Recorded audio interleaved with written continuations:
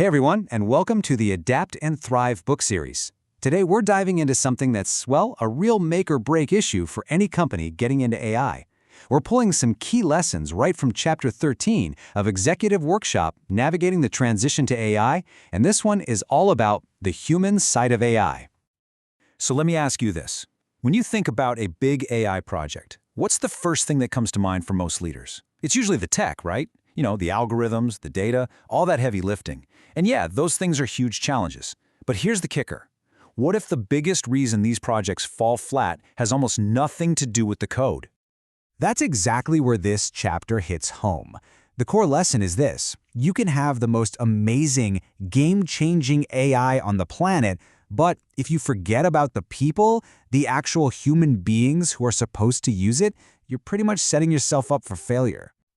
All right, so let's really dig into this. We're going to break down why the human factor, the psychology of it all, is often more important than the programming, and, more importantly, what you can actually do about it.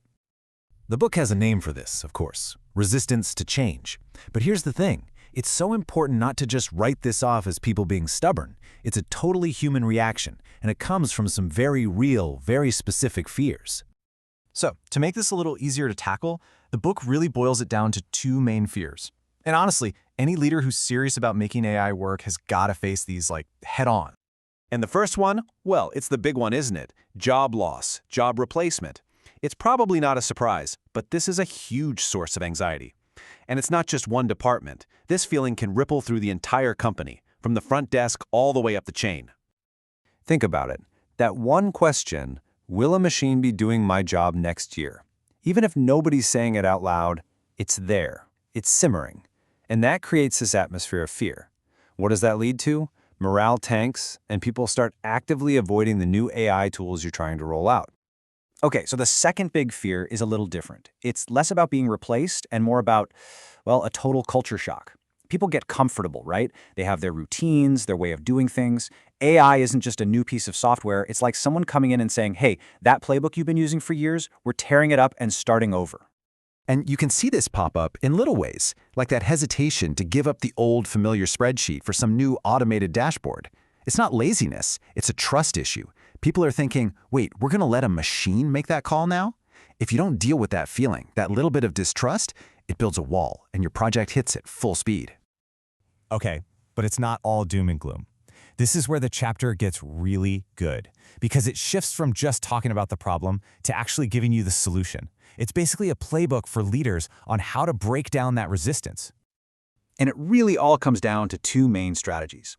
The book is super clear on this. These aren't optional extras. They are the absolute must-haves for getting the human side of AI right. So let's break them down.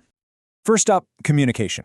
And we're not talking about a one-off email blast. No way. This has to be an ongoing, transparent conversation.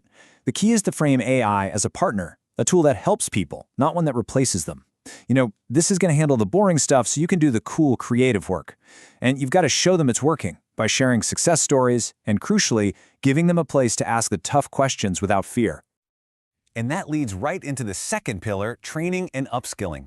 Look, if communication is how you calm the fear, training is how you build the confidence to replace it. Investing in your team is the single best way to turn that anxiety into empowerment. And we're not just talking about teaching them how to code. It's about hands-on workshops and even focusing on those so-called soft skills that are going to be so important, like being adaptable. And we're just about to get to why this all pays off in a big way. By the way, if this is clicking for you and you're finding this useful, do me a quick favor and hit that like and subscribe button. It really helps, and you won't miss out on the next lessons we're going to pull from the book. All right, so let's talk about the payoff. When you nail the communication and you actually invest in your people, what happens? It's not just that your AI project goes smoothly. You're actually building a serious, long-term competitive edge. The book makes this super clear. You can go tech first, where it's all about the tools and the code. That might look good in a presentation, but in reality, it often ends in failure. Or you can go human first. And that's not some fuzzy, feel-good thing. It's how you actually get a return on your investment. It's the difference between a team that just uses the tools and a team that innovates with them. So if you remember one thing from this whole chapter, make it this. Dealing with the human side of AI isn't just an HR task. It's not optional. It is the foundation, period. Every successful AI transformation is built on it. Look, these lessons are incredibly powerful, but honestly, we're just scratching the surface here. The full book goes so much deeper for leaders who are really trying to figure this all out. And that's why we're going to keep going. In our next videos, we'll be tackling more chapters from Executive Workshop Navigating the Transition to AI. We're going to get into the nitty-gritty of strategy, data, and even some of the really tough stuff, like ethics. So I'll leave you with this one question to think about. You've probably spent a lot of time on your AI strategy, but do you have a people strategy to go with it? Because in the age of AI, that might just be the question that decides whether you win or lose. Thanks for joining me.